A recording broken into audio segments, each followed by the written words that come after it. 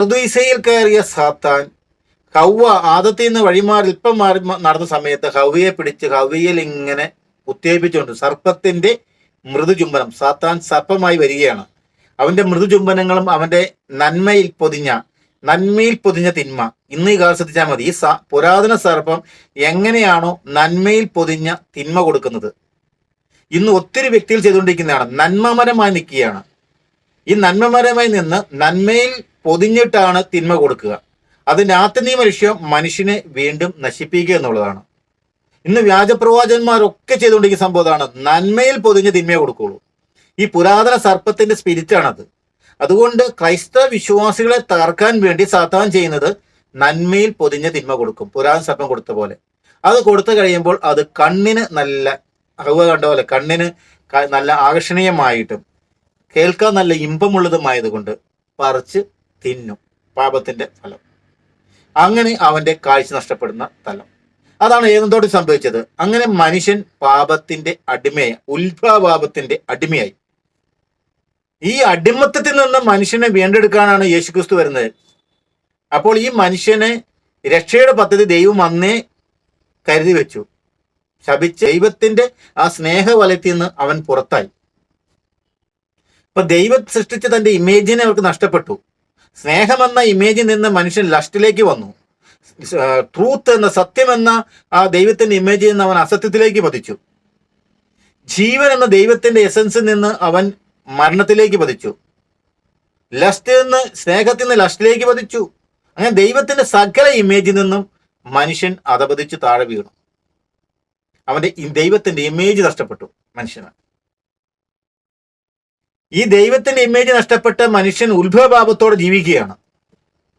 ആ ഉത്ഭവഭാവത്തിൽ നിന്ന് വീണ്ടെടുത്ത് ദൈവത്തിന്റെ ഇമേജ് വരണം. ഉൽപ്പത്തി 5:5 നിങ്ങൾ നോക്കിക്കഴിഞ്ഞാൽ പറ്റും. അതിലെ 3-4 വാക്യം കണ്ടാണ് ശ്രദ്ധിച്ചറിയാൻ പറ്റും. ആദം പിന്നീട് ഹവ്വയുമായി ചേർന്നു. ആദത്തിന്റെ ഇമേജിൽ, ഛായയിലും സാദൃശ്യത്തിലും സേത്ത് ജനിച്ചു. ആ തലമുറ വരുന്നത് എങ്ങനെയാണ് ശ്രദ്ധിച്ചു. സേത്തിന്റെ തലമുറ വരുന്നത്, അതായത് ദൈവത്തിന്റെ ഛായ സൃഷ്ടിക്കപ്പെട്ട മനുഷ്യന്റെ ദൈവത്തിന്റെ ഛായ നഷ്ടപ്പെട്ടിട്ട് അവൻ ആട് ഛായയിലേക്ക് വന്നത്. ആദത്തിന്റെ ഛായയിൽ, പാപം ചെയ്ത ആദത്തിന്റെ ഛായയിലാണ് മനുഷ്യൻ പിന്നെ ജീവിക്കുന്നത്. ഈ ഇമേജ്, നഷ്ടപ്പെട്ട ഇമേജ് വീണ്ടെടുത്ത് അവന് നിത്യജീവനെ യോഗ്യമാക്കുന്ന രീതിയിൽ പാപത്തിന്റെ അടിമത്തിൽ നിന്ന് വീണ്ടെടുത്ത് നഷ്ടപ്പെട്ട ഇമേജ് അസത്യത്തിൽ നിന്ന് സത്യത്തിലേക്ക്, മരണത്തിൽ നിന്ന് മരണമില്ലാത്ത അവസ്ഥയിലേക്ക്, ജീവനിലേക്ക്, അന്ധകാരത്തിൽ നിന്ന് അവന് പ്രകാശത്തിലേക്ക് നയിച്ച മരണമാണ് യേശുക്രിസ്തുവിന്റെ കുരിശുമരണം. അതുകൊണ്ട് അന്ന് പണ്ട് ഋഷിവര്യന്മാര് പാടിയത് അസതോമാ സദ്ഗമയ തമസോമാ ജ്യോതിർഗമയ മൃത്യോമാ അമൃതം ഗമയ. അതിനുള്ള മറുപടി യേശുക്രിസ്തു പറഞ്ഞത്, ഞാനാണ് വഴിയും സത്യവും ജീവനും, ഞാനാണ് പുനരുത്ഥാനവും ജീവനും, ഞാനാണ് ലോകത്തിന്റെ പ്രകാശം. ശ്രദ്ധിച്ചു നോക്കുക. അതിനുള്ള മറുപടി കൊടുത്തത് ഈശോയാണ്. അപ്പോൾ അന്ന് ഇവർ മനസ്സിലാക്കി അടിമത്വം എന്താണെന്ന് മനസ്സിലാക്കി. അപ്പൊ പാപത്തിന്റെ അടിമത്തത്തിൽ വീണ മനുഷ്യനെ യേശുക്രിസ്തു വീണ്ടെടുത്തു. ഏത് പാപത്തിന്റെ? ഉത്ഭവപാപത്തിന്റെ, സിൻ ഓഫ് ഒറിജിൻ, അതിന്റെ വീണ്ടെടുപ്പാ. ആ വീണ്ടെടുത്ത് ദൈവം മനുഷ്യന്റെ രക്ഷാകര പദ്ധതി ഒരുക്കി കഴിഞ്ഞാൽ അതിന്റെ സ്വീകരിക്കലാണ് ബാപ്റ്റിസം. ഒരു വ്യക്തി ബാപ്റ്റിസത്തിലേക്ക് മാമോദിസം മുങ്ങുമ്പോഴാണ് അവന് പാപത്തിന് വിടുതൽ കിട്ടുന്നത്. ഉത്ഭവഭാവം ബോധിച്ച മനുഷ്യനാണ് അവന്റെ കർമ്മഭാവം കുംഭസാരത്തിലൂടെ മാറ്റപ്പെടേണ്ടത്. അങ്ങനെ ഉത്ഭവഭാവവും കർമ്മഭാവവും ഇല്ലാത്തവനാണ് പിന്നെ ജീവന്റെ വൃക്ഷത്തിൽ നിന്ന് കനി ഭക്ഷിക്കാൻ പറ്റത്തുള്ളൂ. അപ്പൊ ജീവന്റെ വൃക്ഷത്തിൽ കനി ഭക്ഷിക്കണേ. ഏതാ ജീവന്റെ വൃക്ഷം? ജീവന്റെ വൃക്ഷം കത്തോലിക്ക സഭയാണ്. ഇപ്പോൾ കത്തോലിക്ക സഭയിലാണ് ദിവ്യകാരന് കൊടുക്കുന്നുള്ളൂ. അപ്പൊ ദിവ്യകാരന് സ്വീകരിക്കണമെങ്കിൽ അവന് മാമോദിസം മുങ്ങി അനുദപിച്ച് കർമ്മഭാവത്തിൽ അനുദപിച്ച് കുമ്പസാരിച്ച് അവൻ വിശുദ്ധിയോടുകൂടി സ്വീകരിക്കുക എന്നുള്ളതാണ്. ഇല്ലെങ്കിൽ അവൻ നിശാവധിക്ക് കാരണമാകും. അപ്പൊ അങ്ങനെയാണ് ജീവനത്തിലെ കനിയായ ദിവ്യകാരണം കഴിച്ച്, ഇതാണ് ജീവന്റെ അപ്പം, ഇത് വാങ്ങി ഭക്ഷിക്കുവിൻ, ഇത് കഴിക്കുന്നതിന് ഒരിക്കലും മരിക്കില്ല ജീവന്റെ അപ്പം. മൃത്യോമാ അമൃതം ഗമയ.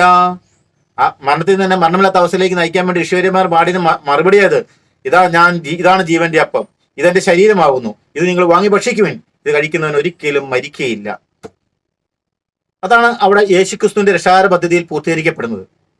അതുകൊണ്ട് നമ്മൾ അനുദപിച്ച് കുമ്പസാരിച്ച് യോഗ്യതയോടുകൂടി കർത്താവിന്റെ പാനപത്തിൽ ഭക്ഷിക്കുക, ക്രിസ്തുവിന്റെ ശരീരം ഭക്ഷിക്കുക. ഇവിടെയാണ് നിത്യജീവനിലേക്ക് നമ്മളെ നയിക്കുന്ന മാർഗം. ഈ മാർഗം അറിയാത്തവർക്ക് ഈ മാർഗം പറഞ്ഞു കൊടുക്കണം. ഇത് പറഞ്ഞു കൊടുക്കാൻ ഇവർക്ക് എത്ര പേർക്ക് സാധിക്കുന്നു? ഇത് പറഞ്ഞു കൊടുക്കാത്ത രീതിയിൽ, രക്ഷാകര പദ്ധതി ഒരുക്കാത്ത രീതിയിൽ നമ്മൾ ഇന്ന് പോയിക്കൊണ്ടിരിക്കുകയാണ്. അപ്പോൾ പാപത്തിന്റെ അടിമത്തത്തിൽ നിന്ന് ദൈവം നമ്മളെ വീണ്ടെടുത്ത് നമ്മളെ സ്വതന്ത്രരാക്കി ദൈവപുത്ര ബന്ധത്തിലെ ആഭാപുത്ര ബന്ധത്തിലേക്ക് ദൈവം നമ്മളെ കൊണ്ടുവന്നു. അങ്ങനെയാണ് യേശുക്രിസ്തുവിനോട് നമുക്ക് വയ്ക്കുന്ന അനുരഞ്ജനം.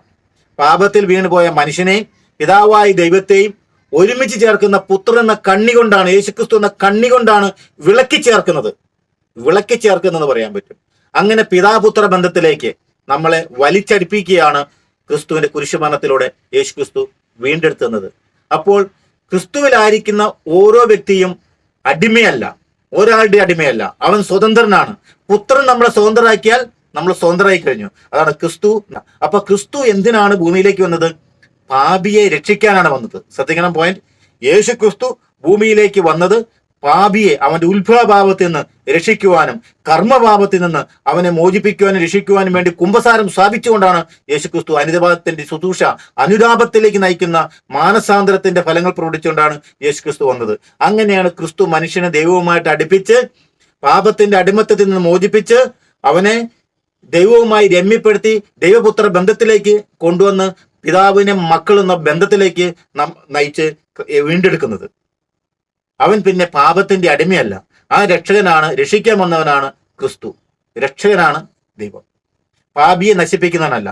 എന്നാൽ ഹൈന്ദവ മതവിശ്വാസത്തിന്റെ തലങ്ങളിലേക്ക് കിടന്നു കഴിഞ്ഞിട്ടുണ്ടെങ്കിൽ പാപിയെ നശിപ്പിക്കുന്നതിന് ദൈവത്തെയാണ് ഹൈന്ദവ വിശ്വാസത്തിൽ അർപ്പിക്കുന്നത്. അവിടെ പറയുന്ന മത്സ്യകൂർമ്മവരാഗശ്ച നരസിംഹശ്ച വാമന രാമോ രാമശ്ച കൃഷ്ണശ്ച കൽക്കി സതേദേശ എല്ലാം എന്താണ് പറയുന്നത്? ഈ വരുന്ന അവതാരങ്ങളെ മുഴുവനും പാപിയെ നശിപ്പിക്കാമെന്ന അവതാരങ്ങളാ. പാപത്തെ അവസാനം കൽക്കി വന്ന സകല പാപം നശിപ്പിക്കാൻ പറ്റുന്നത്. അപ്പൊ നശിപ്പിക്കുന്ന ഒരു ദൈവത്തിന്റെ ചരിത്രം പോലെയാണ് ഈ ഇതിൽ പറയുന്നത്. അപ്പൊ ഹൈന്ദവത എന്ന് പറയുമ്പോൾ പാപിയെ നശിപ്പിക്കുന്ന ദൈവമാണ്. എന്നാൽ പാപത്തിന്റെ അടിമയാണ് മനുഷ്യൻ. ആ പാപത്തിന്റെ അടിമത്തിൽ നിന്ന് രക്ഷിക്കുന്നവനാണ് ദൈവം. അപ്പം രക്ഷിക്കുന്ന ദൈവമാണ് ക്രിസ്തു എന്ന തലത്തിലേക്ക് ക്രിസ്തീയത പൂർണ്ണ വരുന്നത്. എന്നാൽ മനുഷ്യനെ ക്രിസ്തു വീണ്ടെടുത്ത പാപത്തിന്റെ അടിമത്തിൽ നിന്ന് വീണ്ടെടുത്ത മനുഷ്യനെ അടിമയാണ് നീ ആ പുത്രത്തിലേക്ക്, അതായത് മനുഷ്യനെ പുത്രത്വത്തിലേക്ക് കൊണ്ടുവന്ന ക്രിസ്തീയ വിശ്വാസത്തെ നിഷേധിച്ചുകൊണ്ട്, ക്രിസ്തുവിൽ പൂർത്തീകരിക്കപ്പെട്ട ദൈവാംശം നിഷേധിച്ചുകൊണ്ട്, ക്രിസ്തുവിൽ പൂർത്തീകരിക്കപ്പെട്ട ദൈവിക പദ്ധതിയെ നിഷേധിച്ചുകൊണ്ട് സ്ഥാപിച്ചത് എന്താണ്? ഖുറാനിലൂടെ അള്ളാഹ് സ്ഥാപിച്ചത് എന്താണ്? അത് നാം ചിന്തിച്ചു നോക്കേണ്ടത്. നിങ്ങൾ അള്ളാഹുവിന്റെ അടിമയാണ്.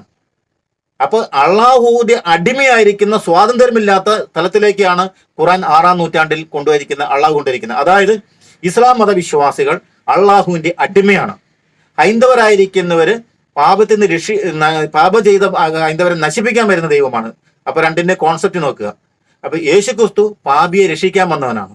അപ്പൊ ഈ മൂന്നാണ് ഈ ഹൈന്ദവ മതത്തിന്റെയും ക്രൈസ്തവ മതത്തിന്റെയും ഇസ്ലാം മതത്തിന്റെയും അടിസ്ഥാനം എന്ന് നമ്മൾ മനസ്സിലാക്കണം.